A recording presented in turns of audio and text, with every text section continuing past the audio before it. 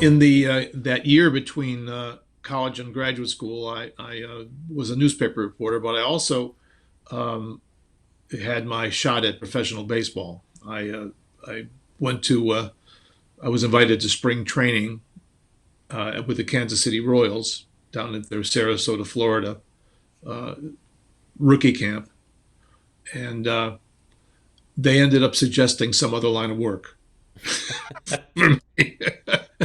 uh, and but I was there. I was there for less than a week. But it was one of those things where if you don't try it, you'll always have regret.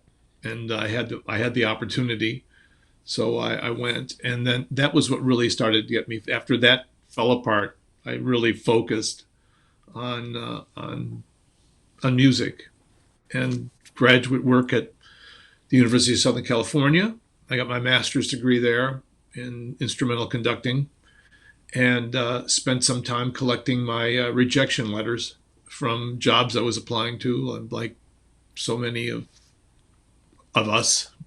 I actually got a nibble in June of 1978 at the University of Alabama. They needed a conductor by August. So I think that's maybe it was that I had baseball on my resume. I don't know if that was what got me the interview, but I went there, and lo and behold, they gave me my first job was an assistant professor. So I was there for 3 years, and at the beginning of my third year, I got a call to audition for the Louisville Orchestra's assistant conductor position.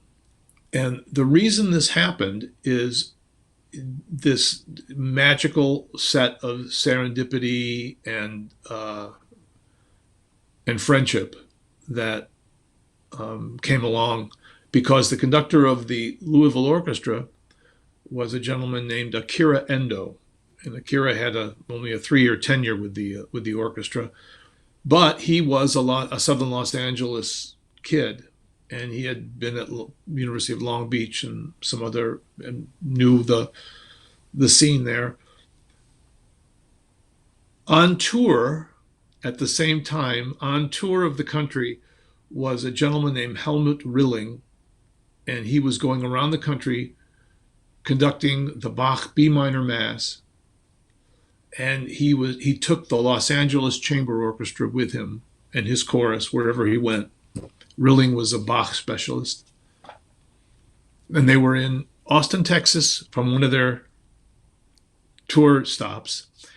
And as it turns out, Akira knew a lot of the orchestra members because he was an LA guy, and they were LA Chamber Orchestra people. So the story that I was told was that there was a dinner after that concert in Austin that Akira hosted.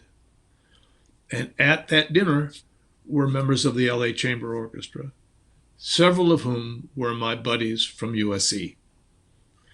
And he apparently asked the group, he said, I've got a new gig in Louisville. Do any of you know a young conductor who needs a break? And my name came up at that dinner, which is why I got the invitation to Louisville. And a lot of times young conductors say, how did you get your break? And I'll say it's completely by chance. It doesn't happen that way for a lot of people, but it does. And things happen. Keep your friends close. They're important in your life. And when your chance comes, try to be ready for it.